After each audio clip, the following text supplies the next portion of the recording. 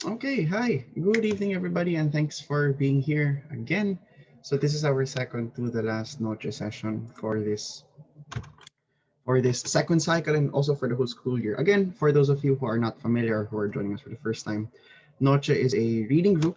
The real title, the longer version, is Noche Alegre, so it's Happy Night, a twist on the Noche Triste of old, of the UST of old. So it was conceived to be a reading group in the evening, hence the name Noche. And what we did is to have one theme per reading group session. So it's a once a month reading group session devoted to one particular research thrust of the Department of Philosophy. So we have 5 research thrusts.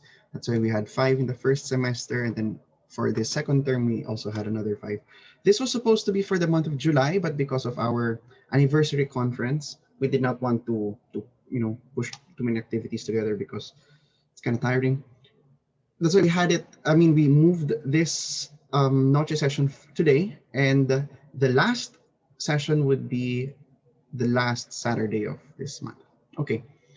Uh, so we're just a very small group this evening, and that's fine. By the way, you could just turn on your cameras. I mean, I always forget to mention that at the beginning, but now I reminded myself that I should. So the idea is for this to be informal.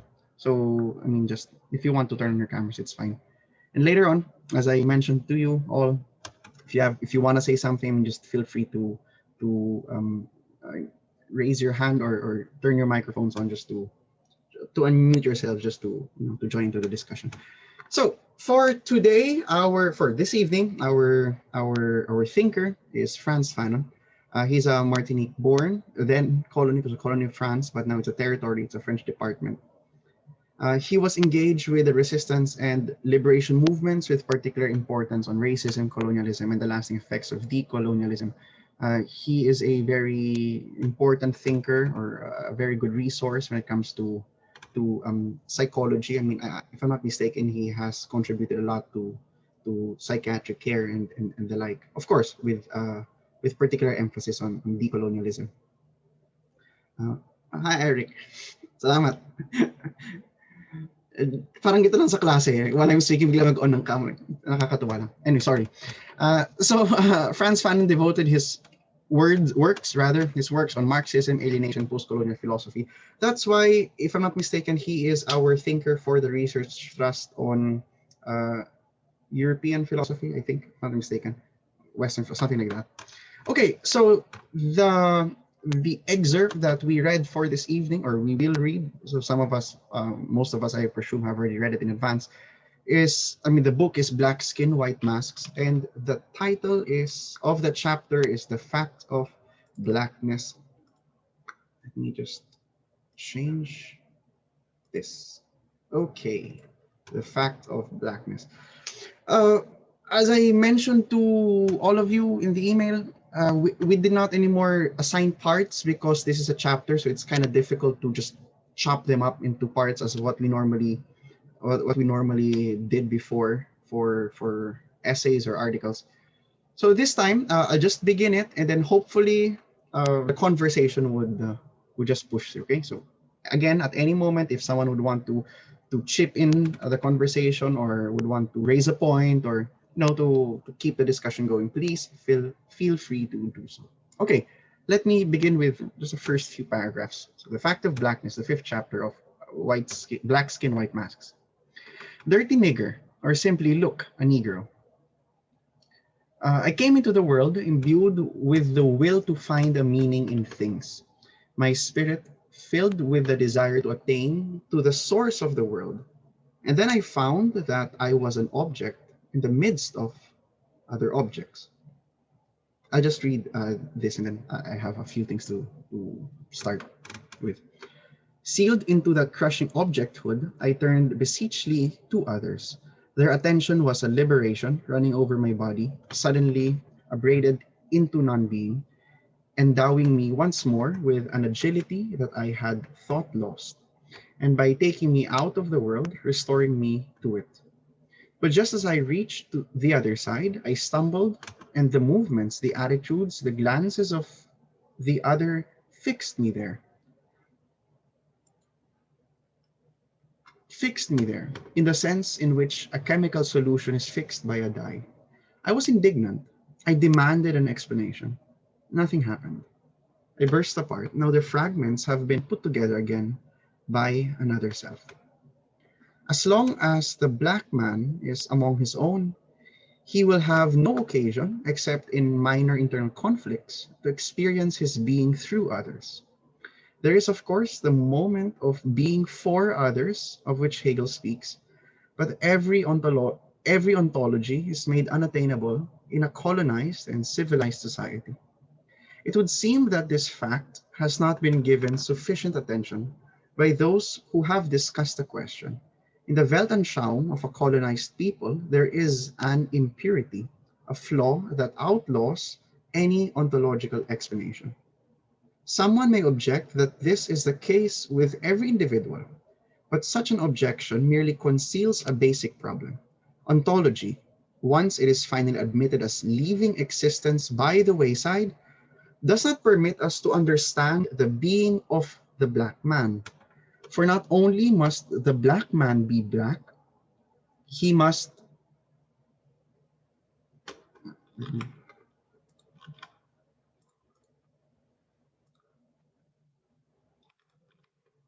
not only for not only must the black man be black, he must be black in relation to the white man.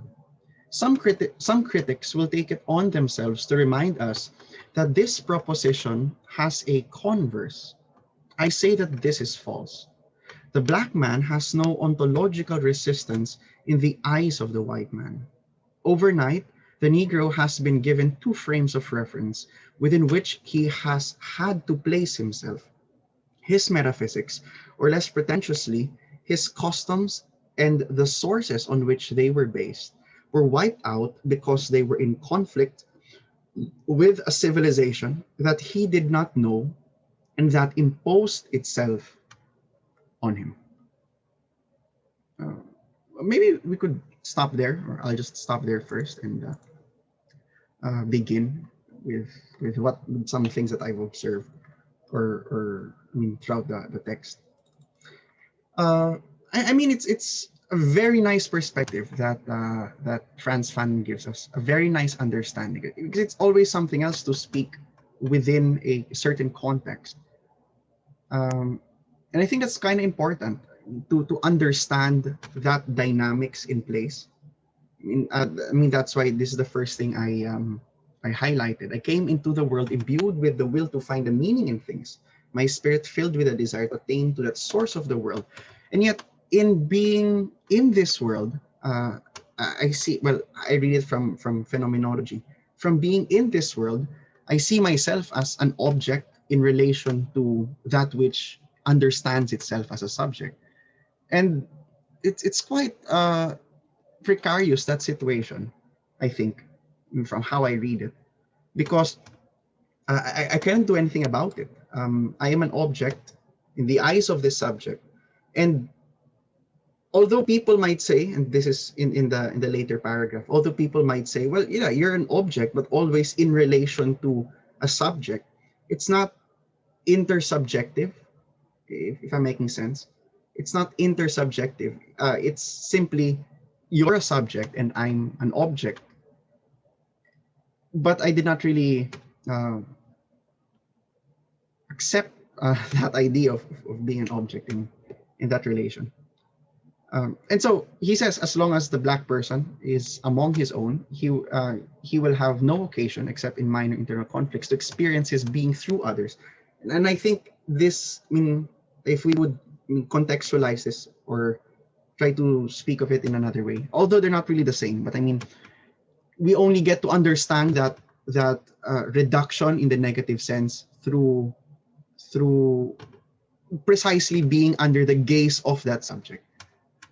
I was supposed to use an example, sorry, I didn't.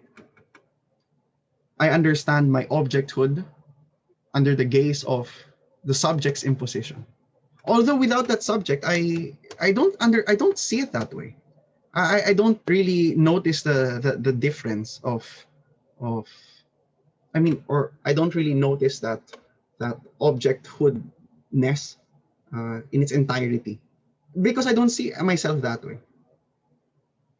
But that precisely is like that ontology, the crisis of ontology that I think Frantz Fanon is trying to point out here.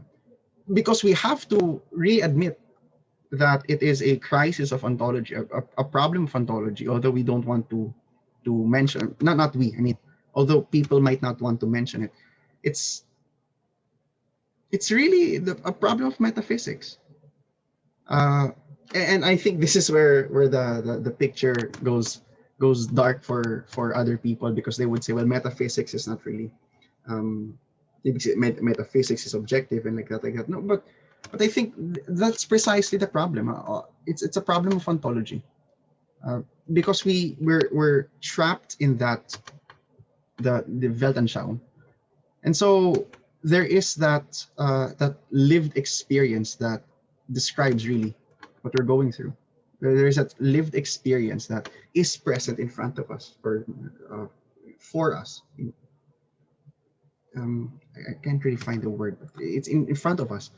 That makes me experience what I'm experiencing. That is objecthood. So I am that. I'm going through that experience of objecthood because of a problem of ontology, a metaphysical problem. I'm using here ontology and metaphysics interchangeably, although there is some distinction between them. I would not want to, because I think by saying it's the problem of one and not the other, I think we're beating around the bush that way. Uh, there's a problem, and people just don't see it that way. Yes, po, Doc Darlene. Thank you. Good evening. Can you hear me? Medyo mahina po. Mahina, sorry. Ayan, okay na.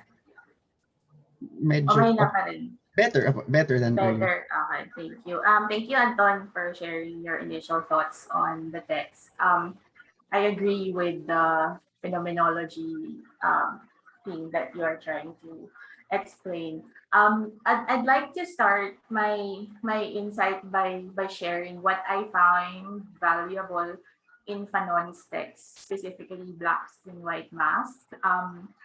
What I find interesting in this text is the language of vulnerability that Fanon speaks from. I think it's very refreshing in the sense that we rarely see text in philosophy written in this manner because texts in philosophy are usually, as you mentioned, spoken from a language of ontology. There is this obsession with defining things and laying down the grounds. Whereas in Fanon, we see how he starts directly with his lived experience as a Black man. And it's as if he is laying down his pain to all of us for us to see. So he's laying down his vulnerability as a Black person and trying to like invite us into that experience of being a Black other. I think it's a powerful gesture. One, it's written in a very poetic way. And two, like having that starting point of immediately showing where your pain is. I think that's a powerful gesture because Fanon writes in a way to mobilize people. And if you want to mobilize people, an effective way would be to, invite them in your experience, invite them in what you are going through. So I think he's talking about being treated as an object, um, as an experience of dehumanization, or when we treat objects, how do we usually treat objects? We just use them however way we want them. We if they're tools, we use them to for our daily lives and our daily needs without really regard for without a regard for that relationship to the object. So I think he's laying down his like experience of being treated like an object, like look a Negro, not even look a person. It's like look a Black a black person, as if a black man, as if he is an object of scrutiny or whatever. So there's just when you call someone's attention to that particularity of blackness, there's a gesture of treating that person or that object as an object. So yeah, I'll stop there. Maybe I'm blubbering. I don't know. Thank you. Thank you po, Doc. Yeah, that was very nice po. Very rich for further discussions. Uh, did someone else? Okay, Gab. Before I would add Gab. Thank you. And thank you very much po. I would also like to add from the earlier contribution. I'd also like to note na since Frantz Fanon is contributed a lot to psychology, with regards to his writing and his emphasis on lived experience, I guess we can also see that kind of tradition when it comes to the movement of Psikolohiyang Filipino, that it really focuses when it comes to especially the practice of pagdadalumat, and it focuses on the lived experience of Filipino-ness, but at the same time that idea of an ontological or metaphysical Filipino, and in this case the ontological Negro, or ontology in general. There's also the problem of essentializing it, because if we treat the Negro as an object in the ontology, it would forget this dimension of ethics, or in Levinas's existential ethics, that ethics is the first philosophy, as he sees that Western tradition, when it comes to ontology, it constricts what the subject can be. So in a sense, it's not actually expounding on the existential subject, and we cannot understand the other qua ontology. But at the same time, with regards to the writings of Frantz Fanon, he's able to inverse that view of ontology by appealing to the lived experience and then building it from the ground up, as opposed to a top-down approach of what blackness actually is, by also reflecting on how he himself appears to himself as opposed to appearing to the whites. Thank you very much. Thank you, Gab, for that insight. Also, maybe we could, I mean, focus also. I mean, first on what Doc Darlene mentioned to us earlier, how uh, what caught really my attention. Well, it passed my it while Doc mentioned it. Well, when Doc said it, this came into my mind. How it's the problem of civilization, civilizing. It's the problem of the civilizing process in a historical point of view. How this I mean, how he presents this book, or this book chapter to be specific, it's that position of vulnerability vis-a-vis how history understands civilizing, that process of civilizing people, civilization, the process of civilizing. And it's very peculiar. I really agree po, with what Doc Darling mentioned. Very peculiar in philosophy, kasi he's able to really present us this dimension of another way of philosophizing. I mean, compared to, of course, more common texts that we normally tackle. So the problem of ontology, or the problem of metaphysics, is in fact a problem of how I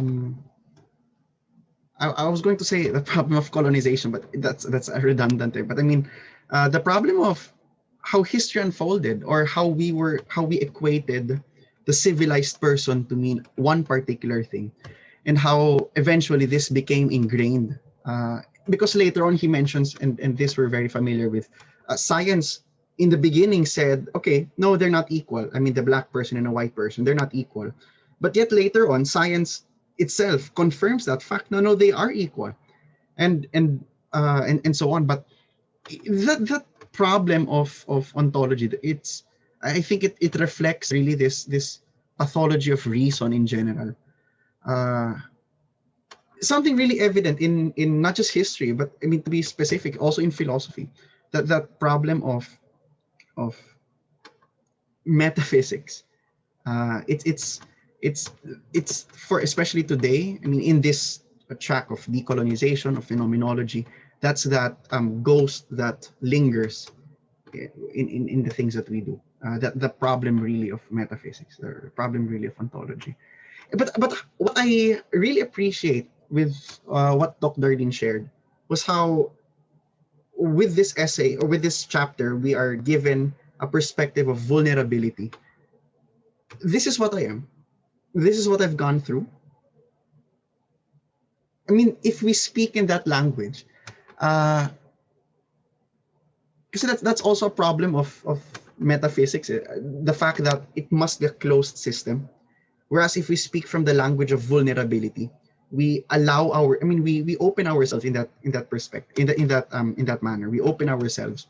We don't shut we don't shut the dialogue up. We don't close it. In fact, we open it up. We try to show other people that this is what it means. This is what I've gone through. Right? I mean, because in a very poetic language, in a very poetic way. And we know that wisdom is always conveyed through poetry. Always conveyed through poetry. Okay, Gary has a question/comment here. Whose ontology and ontology for whom? Whitesified, Christianized, metaphysics ontology brought into the objectification of the colonized subjects. Let me just read it again. Whitesified, Christianized metaphysics brought into the objectification of the colonized subjects, enabled by colonial private property economy of imperialism.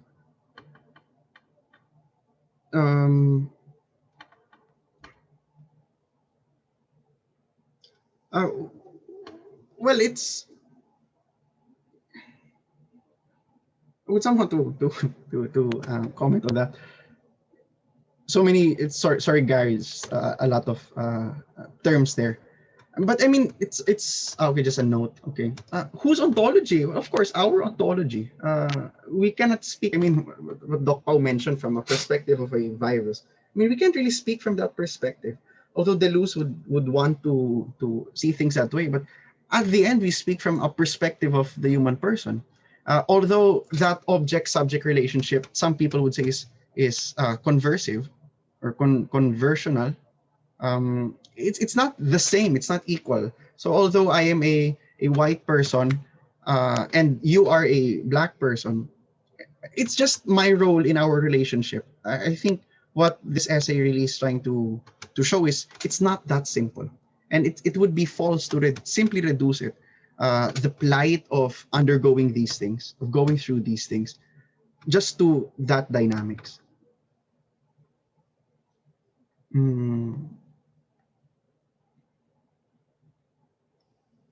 So I'll just read one more paragraph, and then maybe someone else would want to read. And then the occasion arose when I had to meet the white man's eyes. An unfamiliar weight burdened me. The real world challenged my claims. In the white world, the man of color encounters difficulties in the development of his bodily schema. Consciousness of the body is solely a negating activity. It is a third-person consciousness. The body is surrounded by an atmosphere of certain uncertainty. I know that if I want to smoke, I shall have to reach out my right arm and take the pack of cigarettes lying at the other end of the table. Excuse me. The matches, however, are in the drawer on the left, then I shall have to lean back slightly. And all these movements are made not out of habit, but out of implicit knowledge, a slow composition of myself as a body in the middle of a spatial and temporal world. Such seems to be the schema. It does not impose itself on me. It is rather a definitive structuring of the self and of the world. Definitive because it creates a real dialectic between my body and the world. What I found interesting here is how it reminded me of, I mean, the way we speak about the human person. It's rather easy for us to simply say, well, of course, because of our background in philosophy, I mean, what we've learned, how we are soul and body or mind and body, whichever philosopher we're following. But is that really able to allow us to have a more fruitful encounter with the world. Uh, what I appreciated here is how he gives us this picture of, okay, I want to smoke, I have to do all of these things. It's not simply my mind wanting to do this and my body following, but I'm precisely in this world, and it's fundamentally spatial. And if we talk about space, we understand it to be how we think about it and how we live through it. There's another one, but we could not talk about that now. Uh, it's not really the space that imposes itself upon me, but it is how I impose myself upon this space. How I would impose, again, that metaphysics, that ontology. How I would impose that framework upon the world that structures my action. I mean, that structures my relationship to the world. It forms that real dialectic between my body and the world. Okay, would someone want to read, or would someone want to point out a different paragraph for us to um, talk about?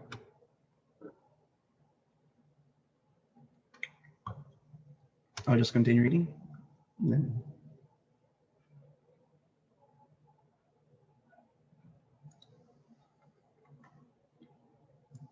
Okay, I'll take that as a yes. It's difficult to call people. Okay, for several years, again, at any moment, if anyone has a question or comment or would want to share an insight, just raise your hand or just unmute yourselves. For several years, certain laboratories have been trying to produce a serum for denigrification. With all the earnestness in the world, laboratories have sterilized their test tubes, checked their scales, and embarked on researches that might make it possible for the miserable Negro to whiten himself and thus to throw off the burden of that corporeal malediction. Below the corporeal schema, I had sketched a historical racial schema. The elements that I used had been provided for me not by residual sensations and perceptions primarily of a tactile, vestibular, kinesthetic, and visual character, but by the other, the white man who had woven me out of 1,000 details, anecdotes, stories. I thought that what I had in hand was to construct a physiological self, to balance space, to localize sensations. And here I was called on for more. Look, a Negro. It was an external stimulus that flicked over me as I passed by. I made a tight smile. Look, a Negro. It was true, it amused me. Look, a Negro. The circle was drawing a bit tighter. I made no secret of my amusement. Mama, I see the Negro. I'm frightened, frightened, frightened. Now they were beginning to be afraid of me. I made up my mind to laugh myself to tears, but laughter had become impossible. I could no longer laugh, because I already knew that there were legends, stories, history, and above all, historicity, which I had learned about from Jaspers. Then, assailed at various points, the corporeal schema crumbled, its place taken by a racial epidermal schema. In the train, it was no longer a question of being aware of my body in the third person, but in a triple person. In the train, I was given not one, but two, three places. I had already stopped being amused. It was not that I was finding febrile coordinates in the world. I existed triply.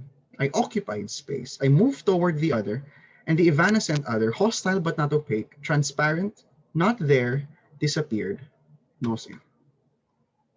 Just one more paragraph. I was responsible at the same time for my body, for my race, for my ancestors. I subjected myself to an objective examination. I discovered my blackness, my ethnic characteristics, and I was battered down by tom-toms, cannibalism, intellectual deficiency, fetishism, racial defects, slave ships, and above all else, above all, sugar eating. On that day, completely dislocated, unable to be abroad with the other, the white man who unmercifully imprisoned me, I took myself far off from my own presence, far indeed, and made myself an object. What else could it be for me but an amputation, an excision, a hemorrhage that spattered my whole body with black blood? But I did not want this revision, this thematization. All I wanted was to be a man among other men. I wanted to come lithe and young into the world that was ours and to help to build it together. Okay, uh, that was pretty tense. I mean, how he illustrates that experience, how he describes that operation under that framework, the threefold occupation of space. Um, would someone want to comment on that? Hmm.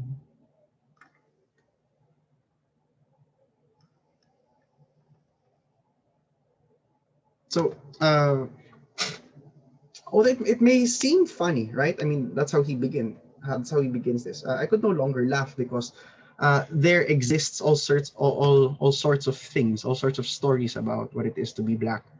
Uh, it seems from sorry, I scrolled down. It seems that that experience of existing triply, I I uh, I think this is in reference to what I mentioned earlier. I mean, the threefold existence of space. So how I actually live through space, or the space as how it is represented in my mind, and the actual space, because we know that space itself is not the same as space that I experience. So that threefold, that's from Henry Lefebvre, actually. And I'm not from here. That's how I read it. Um, the threefold existence in space.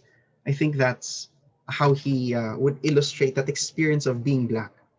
Uh, that in all of these spaces, it seems I am an object. So in society, I mean, well, physically, I'm black. Uh, how I think of myself, although I don't want to, that's something that I don't see different, but apparently I must accept that fact. It's forced onto me. That adjective of being a black person is being forced onto me. And then finally, that experience, which entails a certain sense of oppression. I'm oppressed in that lived space. Yeah, so that I mean that's how I read that threefold space. Okay, a comment from Gary. In the highlighted paragraph read on spatiality and temporality of the body, there is a point of dialectical relation between Fanon's auto-description of his existence. Wait, sorry. Description of his existence. I think it's between the description of existence and his consciousness, if I got that right. He exists as a facticity, having embodied history. In the next paragraph, there's a negative othering of this self-awareness. Comparison like how lumads exist ontologically, auto-aware of their being in the world, but the fascist state otherizes them in various ways, sadly otherizing them through annihilation because of the mining development project of capitalists, for example. Yeah, so that experience of othering, I think that's something really that is evident here, right? So I am othered because I am really different, or is it because of the things that reason was supposed to dispel? Myths, legends, fables, uh, history, to some extent, of course. The false side of history, not history in total. So the that experience of being othered was supposed to be, I think, ideally, this is the romantic idea of the Enlightenment project, was supposed to be overcome, but the means of overcoming that othering further othered what is already othered, further made object what is already objectified. To the extent that today, that division between subject and object might not even be clear anymore. To that extent that uh, we know it's wrong, and yet we still persist. I mean, I think that's um, how I would tie Gary's comment here with the text. Okay, Jim has a comment. At any moment, again, if you just want to further add to what you've already typed, just please feel free to unmute yourselves. Jim said here, I think the ontology that he criticizes is the ontology by the white man. His being black has categorized him as subhuman, inferior to the white man. Yeah, precisely. I agree with that, Jim. It's that ontology by looking at that division, that difference between white and black. That's what or not really. Yeah, it categorized him, but I think that pushed him further into that experience of blackness. Okay, so thank you, Jim. That's a very nice point to remember, the ontology of the white person. Okay, Doc Darlene.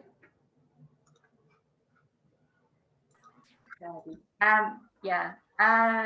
Thank you for sharing your thoughts. I was just thinking that I think Fanon is giving us a very important message here.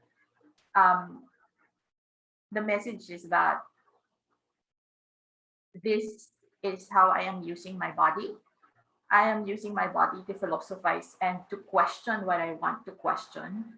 And at the back of my head, like coming from Gary's comment earlier, it made me think about the idea that if only we can learn to philosophize in this manner, or to the point that we can use our own bodies, like if we can discover how powerful it is to think using our bodies and not just our brains, um it will lead to, I think, like a lot of possibilities. But then I was also like thinking, what if I can recognize the body of the other, like for example in the case of Lumad, but then I can't really delegate myself to speak for them, because that would be another way of like um, imposing on their own body and on their own experiences. So I'm a bit like ambivalent, maybe. Like on the one hand, I find it interesting how Fanon is using his own body to bring us to realizations of things that we don't really like realize and we don't really see. But at the same time, I'm also confused about like, do I have like the task of speaking for an other's body whom I identify as suffering or as a body which is also in pain? Yeah, just grappling. Thank you. Thank you, po, Doc Darlene. I absolutely have the same. I've been thinking about that for quite some time. Uh, yung sorry, yung sa first point muna, yung um I really like that. Um, so Doc, sorry, what was the first point before the yung difficulty of the luman? What about like how Fanon is using It's a his body body, to body. philosophize? Yeah. Okay, Yeah. okay, thank you. Philosophizing with the body, what I mentioned earlier, I think that's the problem of how we have conceived of the human person. Uh, because if we think from how you mentioned it, from our minds, we don't, it does not necessarily recognize that vulnerability. Whereas, as you mentioned, thinking from the body, or at least from the integral perspective of the person, uh, the point of being vulnerable, or of being wounded, or of experience, of actual experience, not just how we have understood it, is something very important, and it just shows to how we understand the body. I think also, na maybe we could do better. That could lead us to better social interaction, really, if we try to think with the body. But I have the same problem. So if I get to recognize what the other person is going through, or in the example of Gary, of the lumad, does that put me in a position really to speak for them? Yeah, I mean, it's that it's so easy to say, well, it's just a problem of balance. But I mean, that's again not thinking precisely with the body. If we would just say that. Uh, yeah. Okay. Uh, Sorry, Doc. Would you want to say something, Papa? Oh, okay. Iric, would you want? I think you raised your hand. Hello, Anton. How are you? Okay lang. Dr. Eileen, kamusta po? Yeah. First, yeah, I also agree with what Dr. Lin told us. No, particularly, I don't know if I got this right or if I interpreted it right, of how we use the body as an instrument of protest, particularly on this particular instance, no, on what the text is trying to tell us, and secondly, about the question of validation that Anton raised at the onset of our discussion. No, and yeah, no, why is it that there is always I don't know if I can call it a need, or I cannot actually find the proper term. I cannot actually find the proper term on that particular on that on that particular. I don't know. Hindi ko talaga sure if I can make use of the word need. But yeah, the question of validation itself, because it actually reflects on something that I've read, no, something that I've read on Freire, no, who influenced, who is of course, no, Fanon is a great influence on what Freire wrote. Yeah, about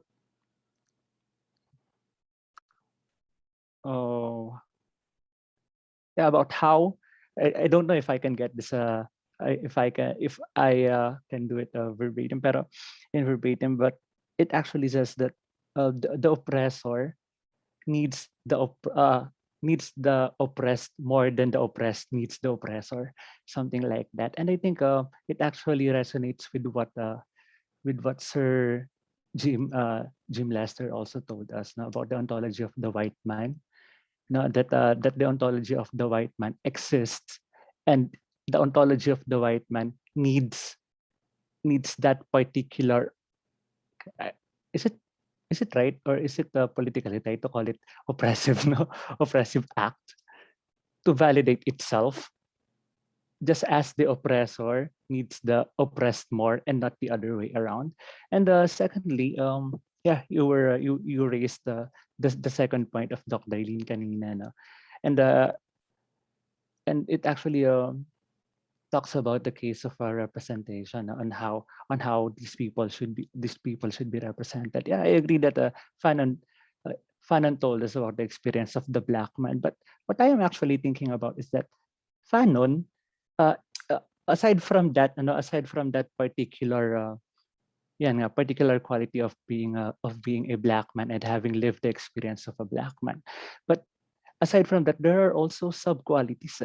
I don't know, or subcategories of that particularity. Because as a black man, Fanon is an intellectual. I don't know. I don't know if I said that right. But yeah, meron pa kasing parang subcategories na yes, Fanon is black, but he is a black intellectual. Would that still qualify as speaking for the black man as a whole? Because it is something that we discussed in Dr. Lin's class about the role of the intellectual. So I don't know. I'm just trying to raise this question for the group now, for the people around here. Yeah. Siguro that's it for now. I'm sorry kung medyo magulo pa yung thoughts kasi medyo sabay-sabay yung pagpasok right now. So yun po muna for now. If anyone would like to respond to that. Okay, thank you, Eric. A lot of things to consider right now.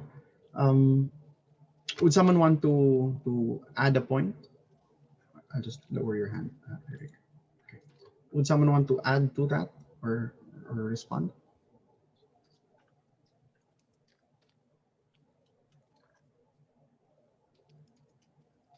Yeah, I mean, maybe we could start with the second thing that you said, Eric, about how it divides. Yeah, it becomes not problematic. It becomes difficult to generalize. For example, to change the situation, just for us to see another side of the picture.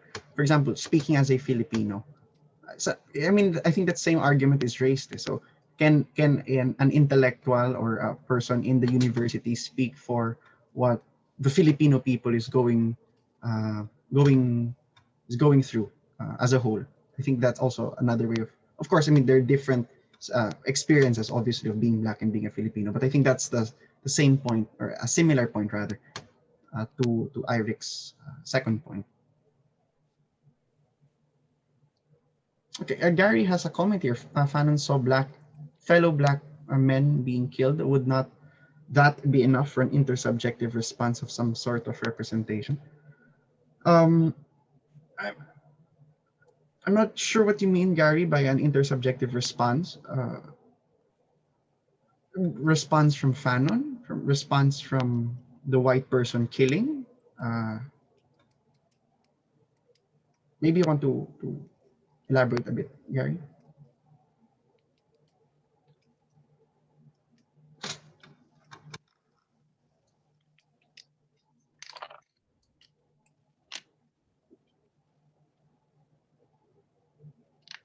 Okay. Okay.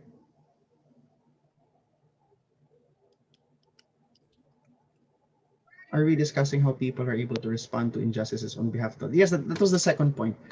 Not, but to verbalize that experience of injustice, rather, to verbalize that experience of injustice, or that experience of being vulnerable, of of those things, on behalf of the other. Well, that's just a sub idea. Hello. Hello po. Hi, Venus. Okay. I have some thoughts on what Iric was raising. Maybe this is another advantage of the way that that Fanon is trying to philosophize. But if you can, dahil sa language niya, diba parang, because he's coming from his lived experience, actually everything that he's laying out up to this point, it's all him. It's all I am feeling this. This happened to me. But what I liked about, this this method is, although it's all coming from his own experiences, his own lived experiences, it para we it doesn't really matter if parang if it's all coming from him. He's not necessarily claiming that he's speaking for all the black guys, or for all black people, but whatever his experiences are, as we're finding out right now, they still matter, and ayun, parang we still have to take them seriously. Ayan po. Ito, initial thoughts lang doon sa issue. Yes, thank you, Venus. Yeah, it's parang, and that again goes to the point of Doc Darlene earlier, the importance of the importance of his language of philosophizing. It shows us his perspective, his experience, his lived experience, in fact, that kind of gives us the other side of the picture, parang para mabalanse kahit paano. Not entirely na balance, but at least it gives a counterweight. And the experience of what? The experience of being black in, of course, a white world. So while I was forgetting, forgiving, and wanting only to love, my message was flung back in my face like a slap. The white world, the only honorable one, barred me from all participation. A man was expected to behave like a man. I was expected to behave like a black man, or at least like a nigger. I shouted a greeting to the world, and the world slashed away my joy. I was told to stay within bounds, to go back where I belonged. They would see then, I'd warned them anyway. Slavery, it was no longer even mentioned, that unpleasant memory. My supposed inferiority, a hoax that it was better to laugh at. I forgot it all, but only on condition that the world not protect itself against me any longer. I had incisors to test. I was sure they were strong, and besides, what? When it was I who had every reason to hate, to despise, I was rejected? When I should have been begged, implored, I was denied the slightest recognition? I resolved, since it was impossible for me to get away from an inborn complex, to assert myself as a black man, since the other hesitated to recognize me. There remained only one solution, to make myself known. I don't want to stop there, but I like the way he tries to parallel that experience of being a Jew and being a black person. So I hope you allow me to just continue. In Anti-Semite and Jew, Sartre says they have allowed themselves to be poisoned by the stereotypes that others have of them, and they live in fear that their acts will correspond to this stereotype. We may say that their conduct is perpetually overdetermined from the inside. All the same, the Jew can be unknown in his Jewishness. He is not wholly what he is. One hopes, one waits. His actions, his behavior are the final determinant. He is a white man, and apart from some rather debatable characteristics, he can sometimes go unnoticed. He belongs to the race of those who, since the beginning of time, have never known cannibalism. What an idea to eat one's father! Simply enough, one has only not to be a nigger. Granted, the Jews are harassed. What am I thinking of?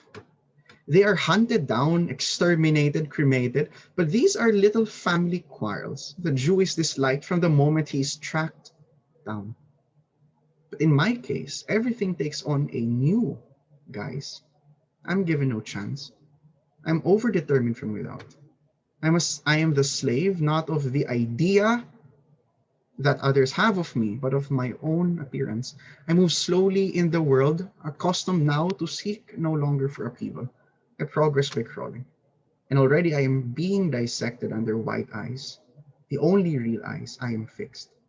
Having adjusted their microtomes, they objectively cut away slices of my reality. I'm laid bare. I feel, I see in those white faces that it is not a new man who has come in, but a new kind of man, a new genius. Why? It's a Negro.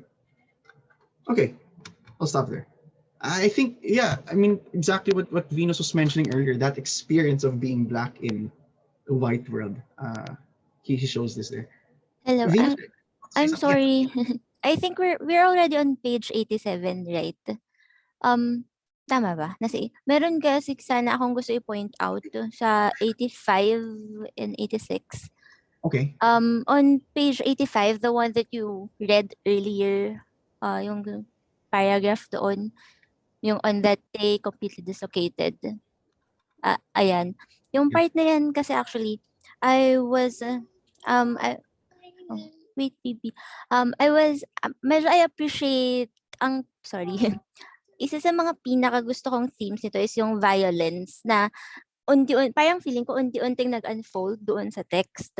Parang on that paragraph, he was trying to tell us about the violence imposed upon him by the white man, right?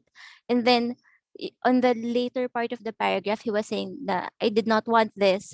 Parang I just wanted to be a man among other men. But then on the page 86, yun sa Kiss the Handsome Negro's Ass, Madam. He popped in a way. And then that it to me it's a it signified how he himself also parang he submitted to the violent theme or to the violent nature of his relationship with the white gays. I don't know if I'm making sense. um Pero yun yung gusto ko ay baka meron ding napansin yung ibang tao about it. Okay. Thank you for that, Venus. Yeah, I mean, how this essay progresses, he really shows how it's something that I don't like. I mean, itong imposition, but it's something that I would experience. Kaya I open myself to this. And when ito nga, what Venus pointed out, when someone recognizes na hindi pala I'm not really different from other people, that I have some qualities that they don't just see, it goes back to them. I mean, yung kamalian of that framework. It just shows the framework is revealed to be really wrong to them because there are some loopholes. So it's not a perfect system. Shame flooded her face. At last, I was set free from my rumination. At the same time, I accomplished two things. I identified my enemies and I made a scene, a grand slam. No one would be able to laugh. However, it's this white world that I operate in, and I'm never the winner. I think that's how he puts himself. At times, I may see myself winning, but it's not a, I mean, I am lame in a competition where all people are not lame. I am I am black in a world where all people are white, or everything that is white is correct, to put it that way. I am shamed in a world that other people are honored or honorable. So I'm barred from participation. I'm voiceless. I'm speechless. I'm simply expected to behave as how I should. Not really like a man, but a black man, a nigger. So that experience of violence that I can't uh, I can't uh, not choose this. I have to fit into that concept, although I wouldn't want to because it's a white world. Yeah, so that that experience of that really bodily experience. Okay, Belgium. Yeah. Thank you, Sir Anton. I'd like to go back to page 85. There was a just a thought on the line. I was expected to behave like a black man or at least like a nigger. Um,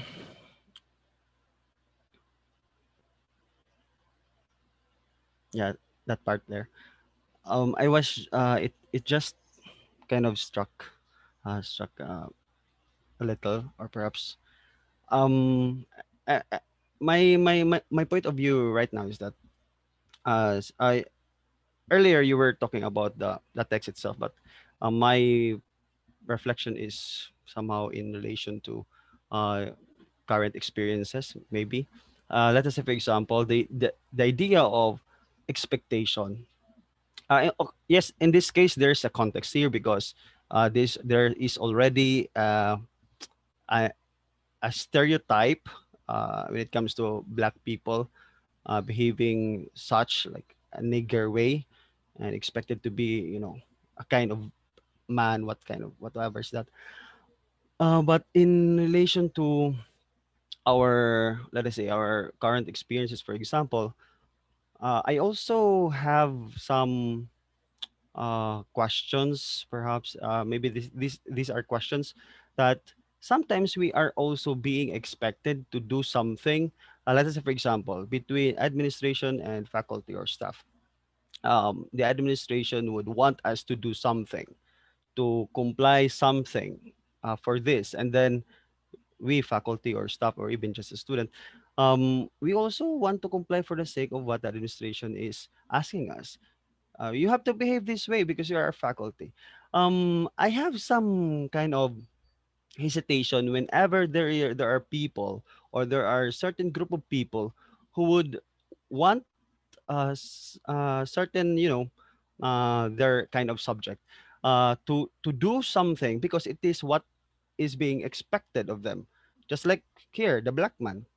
So I somehow, maybe the realization here is that I think maybe the problem here is that there is already a uh, a, a stereotype or perhaps a discrimination. Going back to my example of between administration and the faculty, for example, um, there's already a sort of discrimination or a stereotype that the faculty cannot do beyond the standard given to them. So my reaction to that is actually, in relation to this text, is that we are being expected to do something within the bounds, and are seem to be limited when in fact we are not. Um, because our position right now is just a social construct, and we are not like that totally. So I am just reflecting on this certain text because right now I think it is happening. It is happening anywhere. Like when we expect our, let us say, for our girlfriend, for example, to do this to us. No, it should not be like that, right? I mean, um, I don't like when people are expecting somebody to do such, just because this is this is supposed to be what a person should do. And I think this kind of expectation that is being created by any society, whatever kind of people we have right now, is that should be destroyed, I think. So allowing people to do beyond what is, given already. So that is just my reflection or thought on this particular paragraph. Thank you, Sir Anton. Thank you, Belgian. Mukhang may pinanghuhugutan ka dun sa face post ata yan. And anyway, kidding aside. Yeah, I think also yung it's not necessarily na break all standards. But I agree with it's a problem of having a framework that is too rigid, not allowing. I mean, just in the example given by Belgium, uh, as a faculty member, you are expected only. I mean, or like this, ito ang standards of being a good faculty member, and only if you don't perform that, and this is something very common. I mean, common to us. Pero Belgium, so if you give assignments to your students, do you expect them to do it? No, no, no, I'm kidding. Yun lang yung point ko na not all standards or anyway. But yeah, but that experience of being black, it's his experience is compartmentalized na. If na you can't be charming because if someone would recognize that you are handsome, well, madam, my lady, please, uh, parang panindigan mo if you think he's handsome. So he cannot go outside that very restrictive system. I think that's, I mean, sa point ni Belgium. Thank you, Belgium. Sige, Jim. Hello, can you hear me? Yes, bro. Just to share some points. So for me, Fanon tries to present as a kind of phenomenology on how blackness has identified or affixed with slavery, cannibalism, and other derogatories. He implicitly shows us the bad historicity of being black that continues to haunt him in a way, as if like being black is a curse. And I think he wants to liberate himself by articulating his lived experience, not as object in the midst of other objects, as he mentioned in their earlier sentences, but being among beings. Yeah, thank you, Jim. Yeah, not an object among objects, but a being among beings, right? So, uh, yung possibility of really of having intersubjective relationships, I think that's a problem really of today, and we're reaping the fruits of all the things that we have done collectively in history. Kaya it's a bit difficult. I mean, but nothing's done easily. Nothing important is done easily. It's a very tedious task really to engage in, mapping that type of terrain of true recognition. Pero I mean, but can it really be done? I mean, it's very difficult kasi as what we've been discussing so far, can I really speak for the experience of other people? Definitely for what I've experienced, I think I could definitely speak for that. Pero for someone in a similar situation, now we are seeing na teka, yung the distinctions sometimes are make or break ones, make it difficult for me to fully, I mean, fully verbalize what you're going through. Yeah, so it's that. Could we have a framework or an ontology that would recognize really intersubjectivity or intersubjective relations, or recognition, that plight of recognition that does not, I mean, because if we just posit communication, would it be enough, or communication, what Sloterdijk would say, having rage without resentment, that drive toward being able to present what I've gone through, to change the system, rage, but not fueled by resentment. Very difficult, I think. Very difficult, because he says, like, as a black person, it's something that that I have, that experience already, something that I have just because of how I look. Although, and then I mean, he compares that to being a Jew. That, well, you're white, you're not really black, you're white, and and you're only persecuted as a Jew if they detect that you're a Jew. If you dress like a Jew, if you speak like a Jew, or if you act like a Jew.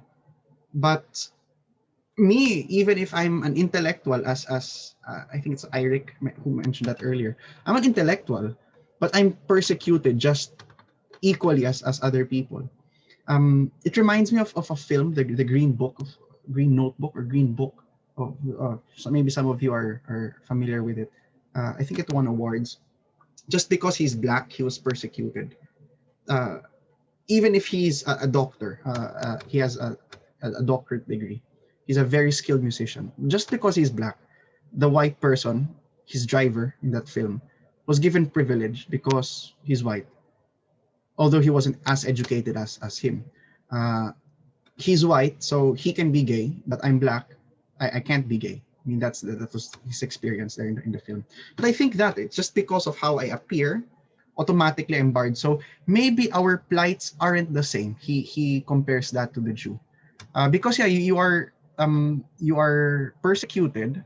I don't take that away from you. He says that's why he says here yung what am I saying, something like that. Anyway, but the Jew can be unknown in his Jewishness, but the black person can't be unknown in his blackness. Yeah, I think why he's a Negro.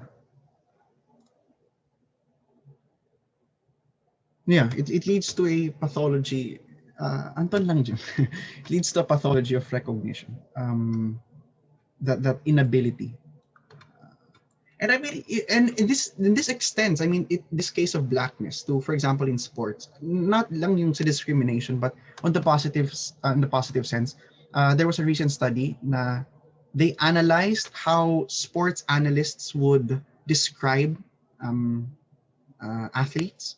So if they're fair-skinned or white-skinned, I mean, towards that direction, they would be described more as a better planner, more he or she makes better decisions and things like that. Whereas if the person is leaning toward being black-skinned, I mean that side of the spectrum, uh, apparently there are more descriptions of physicality than rationality. I mean that divide. So it as what faster, running faster, stronger body, things like that. Whereas again, if you're more white skinned towards that direction, the descriptions of sports analysis would be more of the mind, makes better decisions, smarter, could plan better. So it's something that has stuck apparently in history. And I think that is one of the point of this essay to point out that, well, I'm trapped in this and I despise it, I detest it. And what is recognition in that sense if I'm stuck in it? Right? I'm dissected. Everything's taken away from me. Even my own experiences of being happy, of my moments of elation, they aren't considered as such because I'm black. Would someone want to add to that before we perhaps move on to a next session?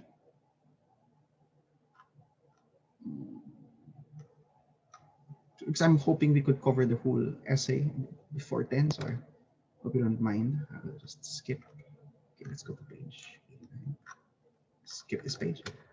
Okay, I demanded explanations gently in the tone that one uses with a child. They introduced me to the existence of a certain view that was held by certain people, but I was always told that we must hope that it will very soon disappear. What was it? Color prejudice.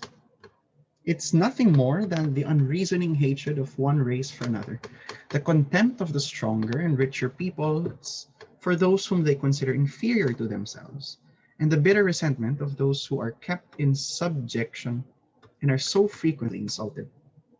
As color is the most obvious outward manifestation of race, it has been made the criterion by which men are judged, irrespective of their social or educational attainments. The light-skinned races have come to despise all those of a darker color. Excuse me. And the darker-skinned people will no longer accept without protest the inferior position to which they have been relegated. I had read it rightly. It was hate. I was hated, despised, detested not by the neighbor across the street or my cousin on my mother's side, but by an entire race. I was up against something unreasoned. The psychoanalysts say that nothing is more traumatizing for the young child than his encounters with what is rational. I would personally say that for a man whose only weapon is reason, there's nothing more neurotic than contact with unreason. I felt like blades open within me. I resolved to defend myself. As a good tactician, I intended to rationalize the world and to show the white man that he was mistaken. In the Jew, Sartre says, there is a sort of impassioned imperialism of reason, for he wishes not only to convince others that he is right, his goal is to persuade them that there is an absolute, unconditioned value to rationalism. He feels himself to be a missionary of the universal against the universality of the Catholic religion, from which he is excluded.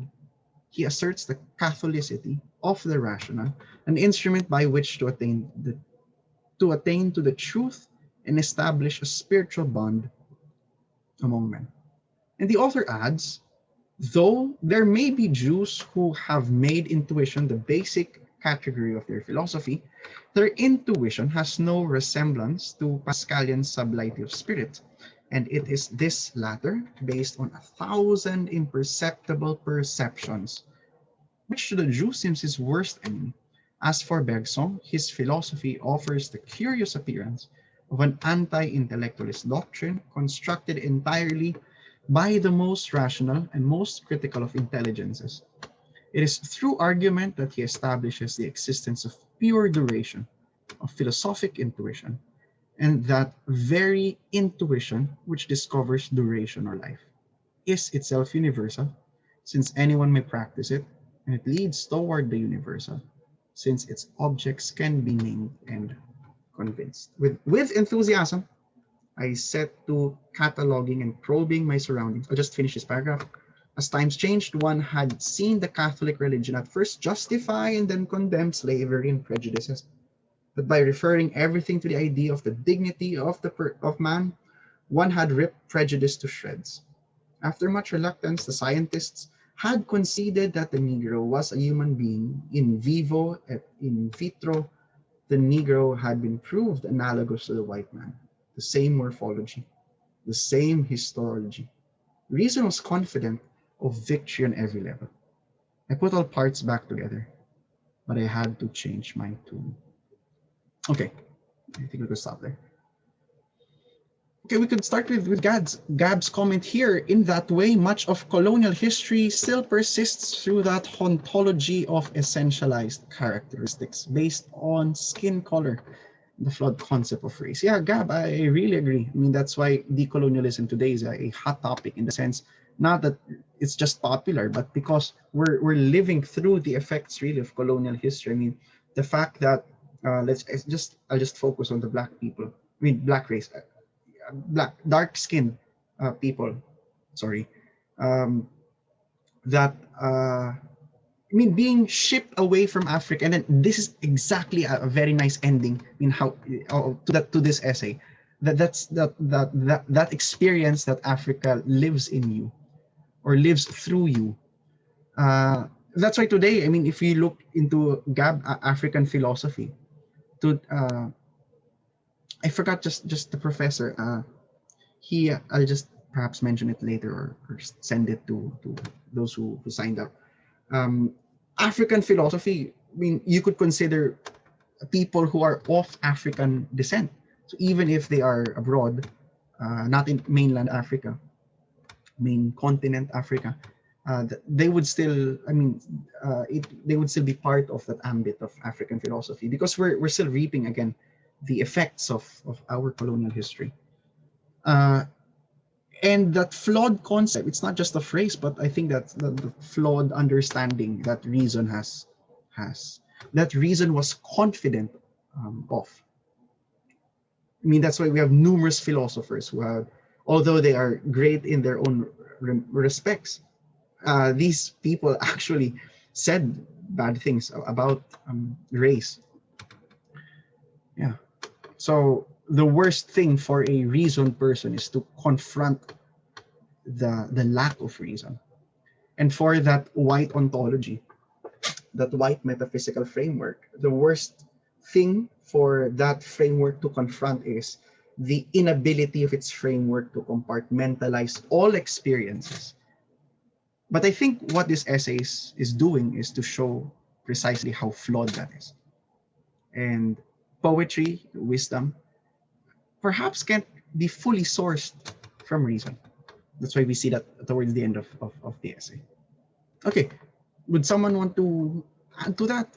I mean, as we progress, it's getting richer. Hope we appreciate that.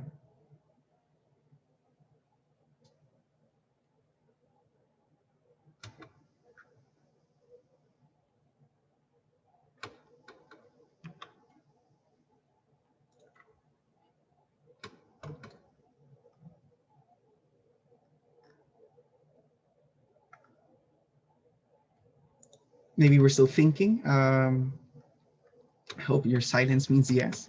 It's very, I mean, because it's the way he speaks about it. So from a very personal level, his experience is able to show us from how I can present it in a rational way.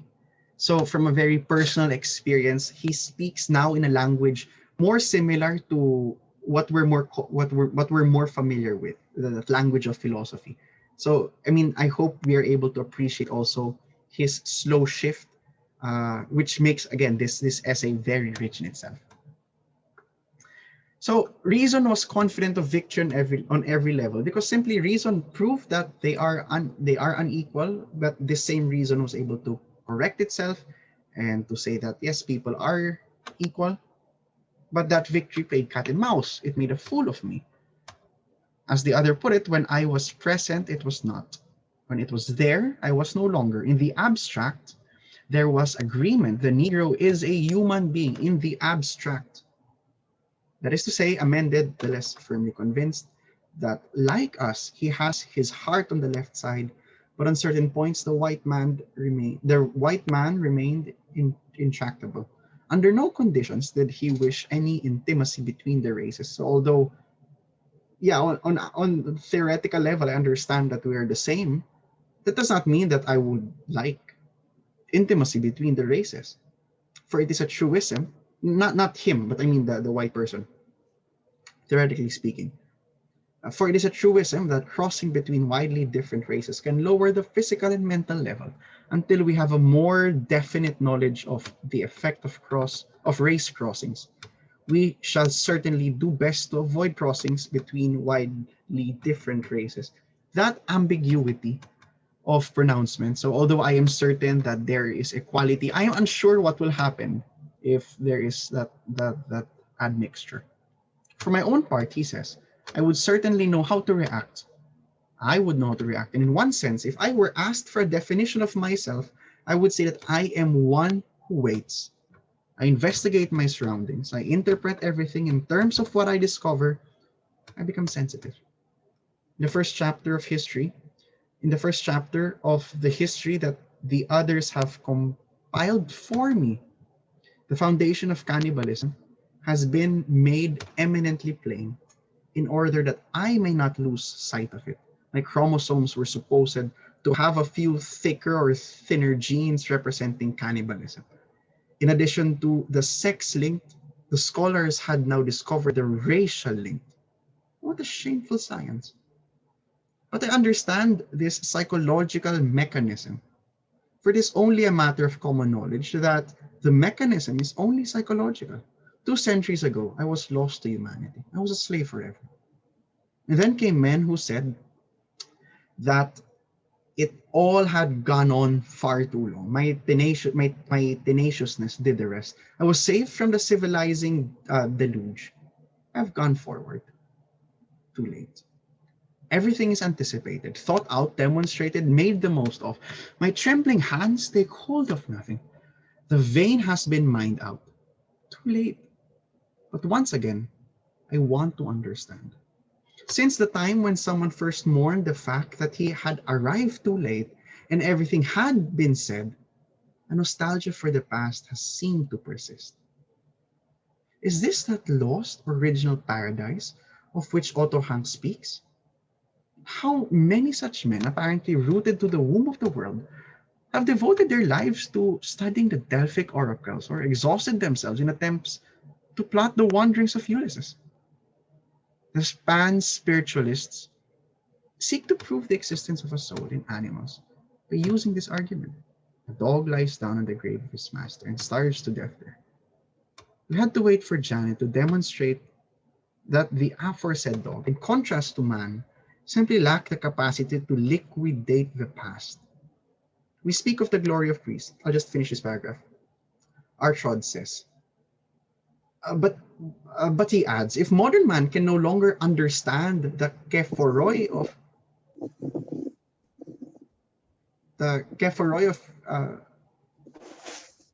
Doc Gina, would you want to? Oh, sorry. The kephoroi of Eucylus, yeah. It is Eucylus, who is to blame. It is tradition to which the anti-Semites turn in order to ground the validity of their point of view. It is tradition. It is that long historical past. It is that blood relation between Pascal and Descartes that is invoked when the Jew is told there's no possibility of your finding a place in society. Not long ago, one of those good Frenchmen said in a train where I was waiting, just let the real French virtues keep going and the race is safe. Now more than ever, national union must be made a reality. Let's have an end of internal strife. Let's face up to the foreigners. Here he turned toward my corner, no matter who they were. Okay, let me stop there. Maybe want to point something out?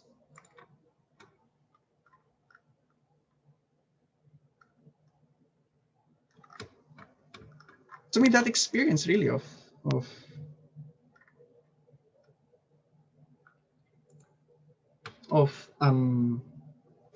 a delayed entry into the world. I think that's something nice to. I mean, where we have began this portion, that delayed entry into the world. Okay, Eric.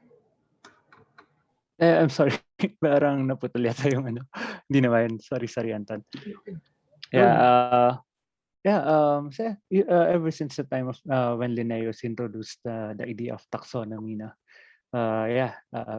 we already tried to classify everything, and then there's of course a classification of people through different races. No? And what I'm trying to say here is that it's the problem of the politicization of scientific facts. No? Of course, sino bang nag-introduce ng idea of race?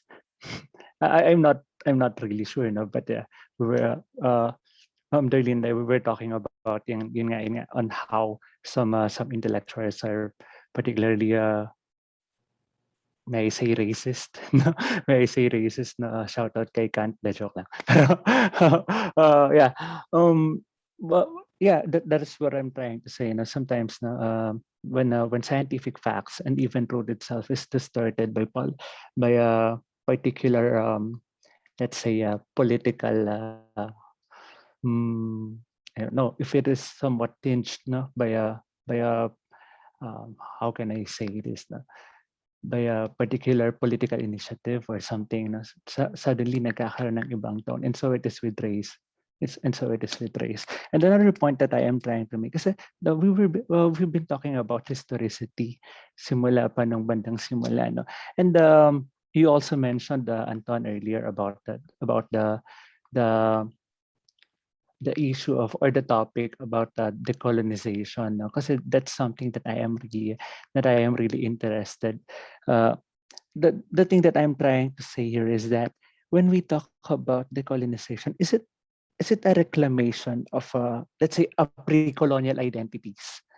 reclamation of pre-colonial identities, because that's how, if we will try to observe how the text goes, it seems like the Negro is suffering from a loss of identity, and a new identity which has been imbued to him by the ontology of the white man, as mentioned by Sir Jim Lester kanina. So yeah, so when we talk about decolonization, is it somewhat a reclamation of that pre-colonial identity of the Black man going back to who he was before the act of colonization itself, and how it somewhat contradicts the idea of hybridity as a source of resistance din naman? Kasi we are all children of history, di ba? If I can just say that, we are all children of history, and the act of trying to go back to that pre-colonial identity, hindi ba't parang there's a parang something is being severed, parang pinutol baga, no, sa identity rin natin. That's why I have that question, particularly in the issue of decolonization. So, but sige, medyo magulo na yung point, sorry. Yeah, siguro balik tayo dun sa first point about the reclamation of that pre-colonial identity. Or, yeah, siguro yun po muna, because yeah. Sorry, thank you. Thank you again. Okay lang. Thank you. That's nice. So if we would talk about decolonialism, well, how I understand it, at least based from this text, it would be just to share my insights. Anybody could obviously just share also. To share my insights, I think it's not necessarily a longing for that pure identity, that pre-colonial identity, but I think it is a longing for how that identity would have developed. I mean, it might not seem that clear, but I mean, it's not precise. It's not entirely a return to that past, to what the colonizers saw when they colonized, but a nostalgia, or a not nostalgia per se, but a a that longingness for how that identity would have developed, not necessarily being colonized, but maybe in relation with other nations, or other peoples in the plural, like other countries. So I think that's how I get it, how I would capture that idea of identity there. Yeah, and because I think I'm so excited. Daming comments, nice. How do you qualify, Eric? How do you qualify the idea of we are children of history? Teka, Idan, after just this question of Belgium, Eric, how do you qualify the idea of being a child of history? That's purely metaphorical. That's actually metaphorical in a way, but yeah, I appreciate the question coming from a Sartrean, like like Sir Belgium. Thank you, Sir Belgium.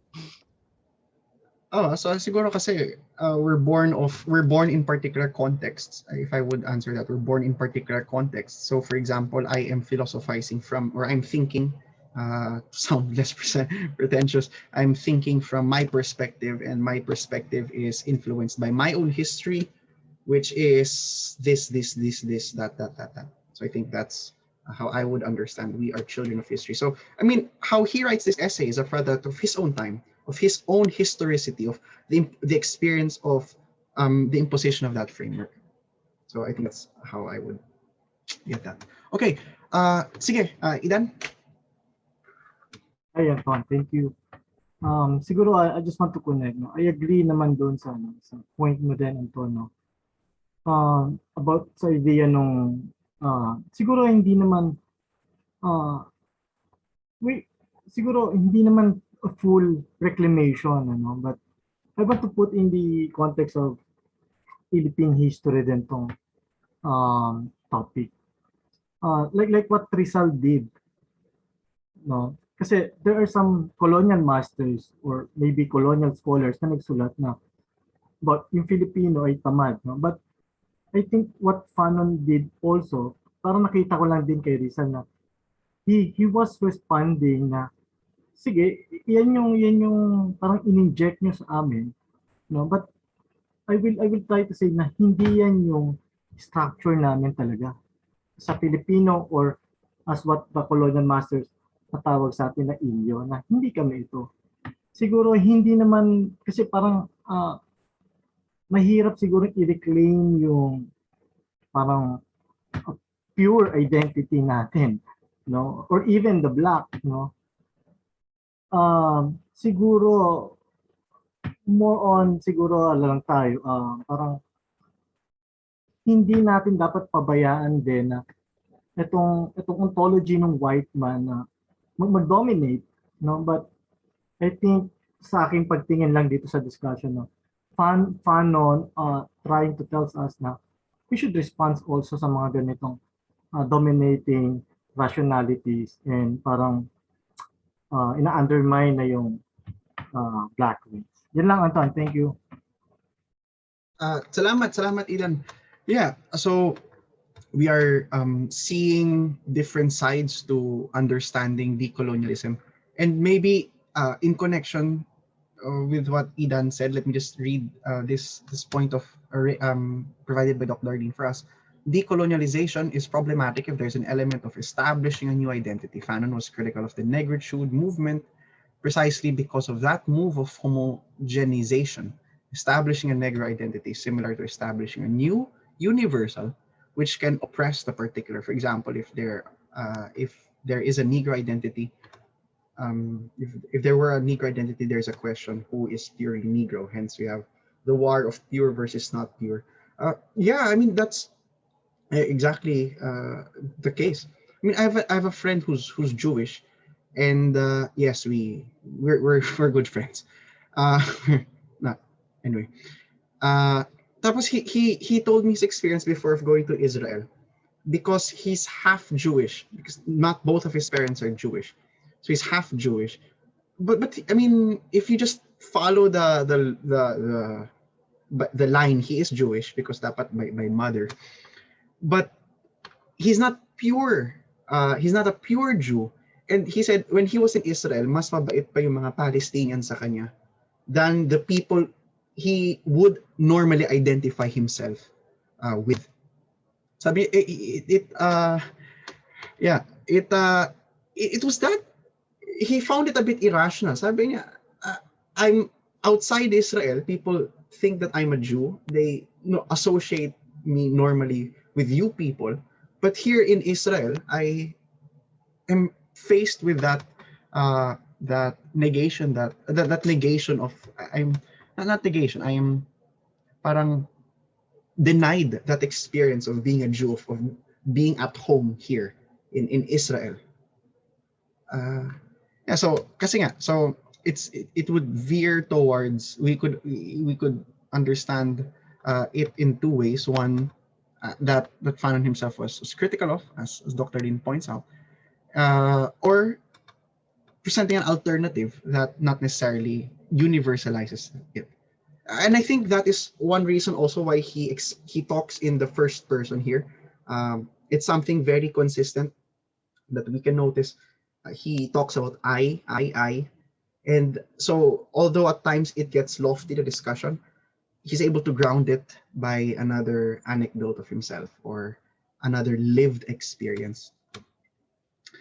I'll just read Gab's point here also. I think that Fanon's project in this book provides an alternative to ressentiment in the Nietzschean sense as a reaction to the inferiority complex induced by white colonialism. In the Kierkegaardian sense of resentment, Fanon is reacting against the positioning of the black masses as subaltern by their colonial history, as a subaltern in their colonial history by situating the black masses in space and time, as opposed to reproducing the same scapegoat mechanism employed by the colonizers, both towards the Jews and the blacks, but worse with the latter. Yeah, and I think, coming from Dr. Darlene's and Gab's comments, I think we see here how he's able to provide an alternative to that framework, and that's poetry. Something I really appreciate what he does here. So that experience of the irrational that is verbalized in something that is irrational. I hope I hope I'm making sense with the two uses of irrational there. So in face of the tantalizing, in face of that imposing metaphysics, that irrational side of reason, I'm able to express my experiences. I'm able to verbalize my experiences in something that is reasonable, in something that is understandable, but is beyond the grasp of a definitive logic. So that mask of irrationality that poetry has provides an alternative to this fixed system, I would say. uh, yeah, so not in a universal sense, but something that we could live through, a lived experience in a way. From Jim Fanon's essay is in some way, excuse me, is a challenge to reason or to philosophy that reason must have sensitivity. It must be rooted in a person's lived experience, because it is insensitivity or vulnerability that reason can liberate itself from its pathologies. Yeah, so that sensitive import, that aesthetic import, leads us to a more liberating experience, we could say, or I would want to highlight the other word used, to a more vulnerable position, because my interpretation is set at par with yours, not in the sense that we're seeing who has the better interpretation, but this is how I interpret this poem. Not to relativize things, but to make us see the bigger picture, two sides of a coin. I mean, that's my point of aesthetics here, of poetry. I'm just trying to link it to the text. Venus to Iric, thanks for pointing this out. I'm sure I'm not the only one now thinking about our own Filipino identity. Yeah, as presented to us also about by Eden. And Gary's point, and then we can continue. Decolonization cannot be discussed without the context of Fanon's being a Marxist. One cannot decolonize without political, economic, and national liberation, the historical context of cultural colonization, racism in Fanon's time. The negative othering of identities and race intersects in the imperialist exploitation. So the othering of identities and races intersects in exploitation, which has produced racial segregation. There is racism because in history it has been evident in the slave trade. Regarding decolonialization, it's not really going back to a pre-colonial past. It's going back to your collective capacity to decide for your own destinies as a people, which cannot happen in a colonized situation due to obvious political, economic, and cultural colonizations. Yeah, so it's not necessarily going back to a particular point, but to that experience of being free. So that sensitivity, devoid of an imposing framework, devoid of an imposing irrational structure. That's why he says, I had rationalized the world, and the world had rejected me on the basis of color prejudice, since no agreement was possible on the level of reason. I threw myself back toward unreason. It was up to the white man to be more irrational than I. Out of the necessities of my struggle, I had chosen the method of regression. But the fact remained that it was an unfamiliar weapon. Here I am at home. I am made of the irrational. I wade in the irrational, up to the neck in the irrational, and now how my voice vibrates. I will just skip a bit because we're nearing 10. Okay, here. And this better captures the experience. A lot of nice things to wade through, so to speak, in what you just skipped. But I just presume that you've all read it and you all appreciate the text. The soil, which only a moment ago was still a tamed steed, begins to revel. All these virgins, these nymphomaniacs, black magic, primitive mentality, animism, animal eroticism. It all floods over me. All of it is typical of peoples that have not kept pace with the evolution of the human race. Or if one prefers, it is humanity at its lowest. Having reached this point, I was long reluctant to commit myself. Aggression was in the stars. I had to choose. What do I mean? I had no choice. Yes, we are. We Negroes, backwards, simple, free in our behavior. That is because for us, the body is not something opposed to what you call the mind. We are in the world. And long live the couple, man and earth, the human person and the earth, body and the earth. Besides, our men of letters help me to convince you your white civilization overlooks subtle riches and sensitivity. Listen, emotive sensitivity. Emotion is completely Negro as reason is Greek. Water rippled by every breeze, unsheltered soul blown by every wind, whose fruit often drops before it is ripe. Yes, in one way, the Negro today is richer in gifts than in works. But the tree thrusts its roots into the earth. The river runs deep, carrying precious seeds. The very nature of the Negro's emotion, of his sensitivity, furthermore, explains his attitude toward the object perceived with such basic intensity. It is an abandon that becomes need, an active state of communion, indeed of identification, however negligible the action. I almost said the personality of the object, a rhythmic attitude. The adjective should be kept in mind. So here we have the Negro rehabilitated, standing before the bar, ruling the world with his intuition. The Negro recognized, set on his feet again, sought after, taken up, and he is a Negro. No, he is not a Negro, but the Negro, exciting the fecund antennae of the world, placed in the foreground of the world, raining his poetic power on the world, open to all the breaths of the world. I embrace the world. I am the world. The white man has never understood this magic substitution. The white man wants the world. He wants it for himself alone. He finds himself predestined, master of this world. He enslaves it. An acquisitive relation is established between the world and him. But there exist other values that fit only my forms. Like a magician, I rob the white man of a certain world, forever after lost to him and his. When that happened, the white man must have been rocked backward by a force that he could not identify, so little used as he is to such reactions. Somewhere beyond the objective world of farms and banana trees and rubber trees, I had subtly brought the real world into being. The essence of the world was my fortune.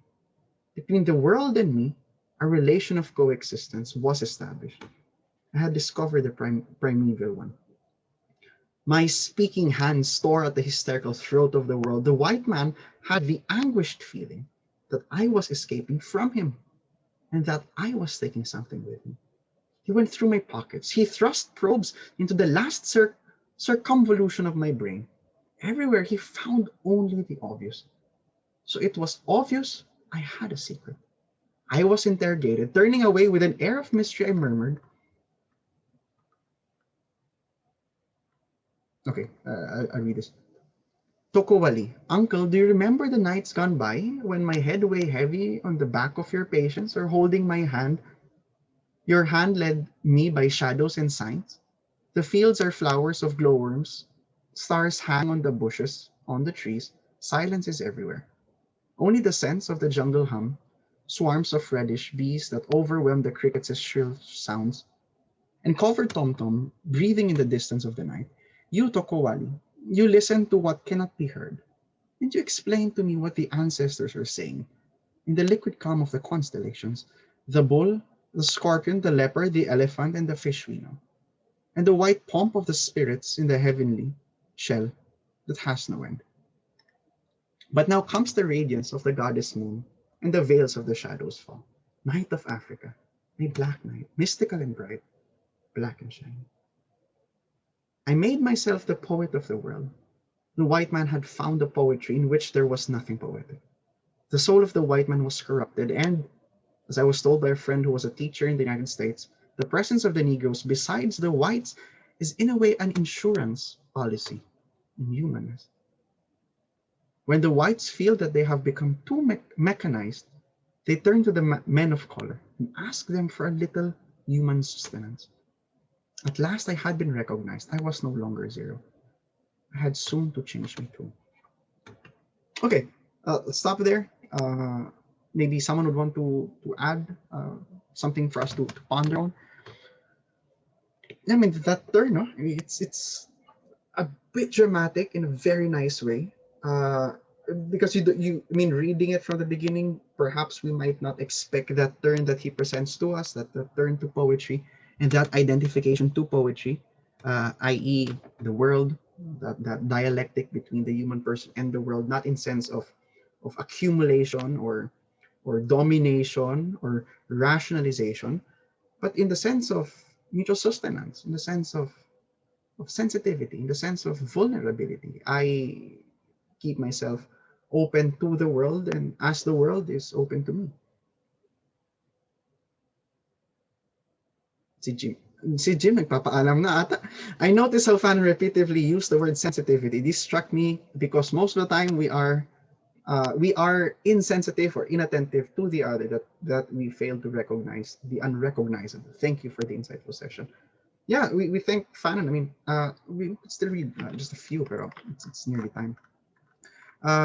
That sensitivity, that I, Fanon, am not primitive. I am not simply black. I am not this adjective. I am myself. I have my own lived experience. I am vulnerable, and perhaps we need to kailangan ilapat yung mga sugat for us to make sense. We have to put our wounds against each other. Kind of, I hope you got the image I was trying to point there. The white man was wrong. I was not a primitive, not even a half man. I belonged to a race that had already been working in gold and silver 1,000 years ago. Order, earnestness, poetry, and freedom. Get used to me. I'm not getting used to anyone. I shouted my laughter to the stars. The white man I could see was resentful. His reaction time lagged terminably. I had one. I was jubilant. Maybe I'm stretching it too far to say it. It resounds a bit. I mean, it resounds that Sisyphean jubilation that the Camus would illustrate right at the end of the myth of Sisyphus. And yet he's my absurd hero. But I think we know the obvious difference between Camus and Fanon.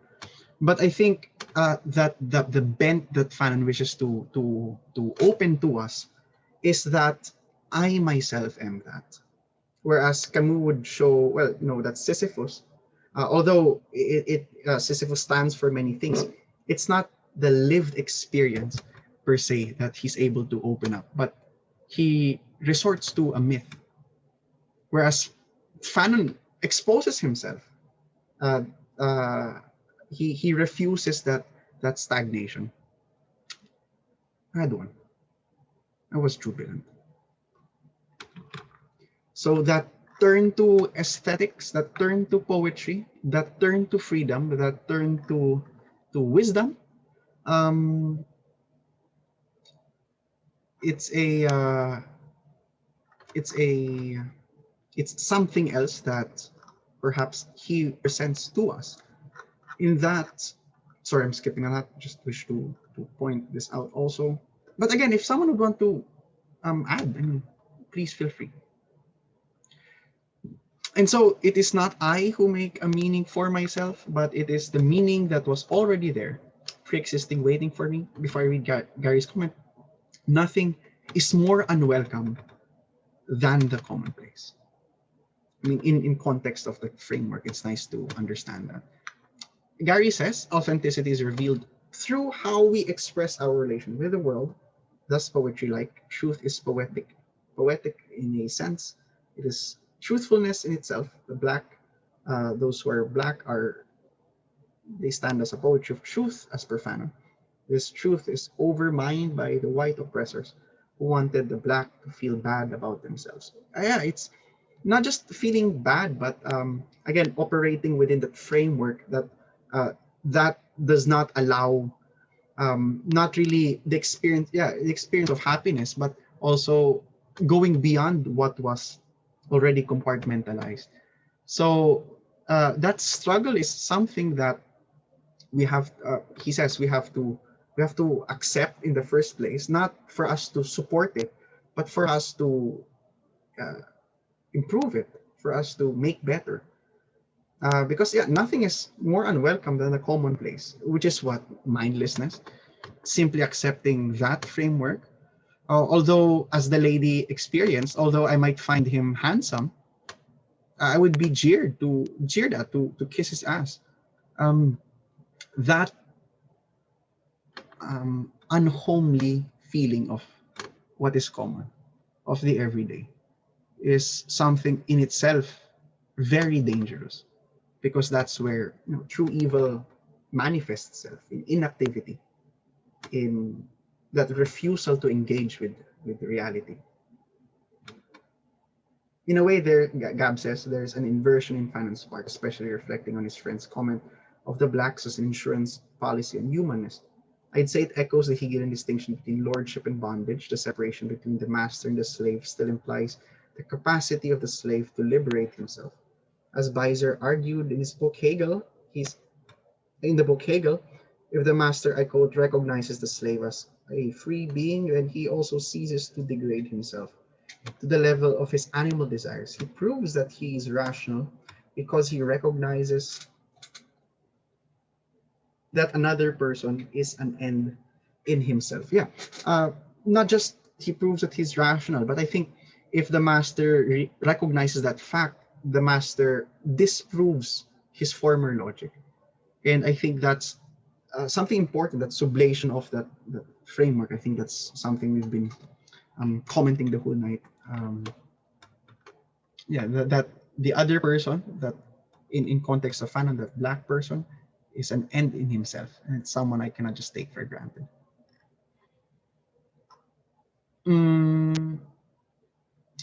Okay, just one last paragraph, and then maybe we could have some last comments before we end tonight's session. 107. Okay. Not that. Okay, a feeling of inferiority. I'll just read this. And there was my poor brother living out his neurosis in the extreme and finding himself paralyzed. I cannot, ma'am. Why not? I can't shoot white folks. Really? That would bother them, wouldn't it? They're white folks, ma'am. So what? Maybe they got a right to bleed you like a pig just because they're white? But they're white folks. A feeling of inferiority? No, a feeling of non-existence. Sin is Negro, as virtue is white. All those white men in a group, guns in their hands, cannot be wrong. I am guilty. I do not know of what, but I know that I am no good. That's how it goes, ma'am. That's how it always goes with white folks. You too? You feel guilty? Yes, ma'am. It is bigger Thomas. He is afraid. He's terribly afraid. He's afraid. But of what is he afraid? Of himself. No one knows yet who he is, but he knows that fear will fill the world when the world finds out. And when the world knows, the world always expects something of the Negro. He's afraid lest the world know. He's afraid of the fear that the world would feel if the world knew. If the world knew. So I think that's a good passage to end this reading session, because it provides us that precarious situation of being vulnerable, that precarious situation of experiencing of being on that being on the oppressed side of a framework of experiencing the problem of ontology. And I think that serves as a reminder for people, as how Fanon would put it. It will serve as a reminder of how difficult really it is, how different are our lived experiences. Beljun, while reading the text, I remember a short anecdote of brown-skinned people of Kaymangi, white people were cooked by God, but they were not well cooked. Hilaw. Black people are overcooked, but when God created just enough, Kayumangi, then brown people emerged. 2 points. This story is also racist because it emphasizes the superiority of Filipinos as tamang pagkakaluto. And 2, I think this story is told as a reaction to existing racist views, perhaps brought by colonizers. However, many Filipinos are still racist today when we prefer white people literally or figuratively over others. Yeah, I mean, not just white people, but I think that mentality. It's problem of ontology and how we define reality. I think so. Yeah, we we go through. We still experience it today. Okay, would someone want to add um, any last few thoughts?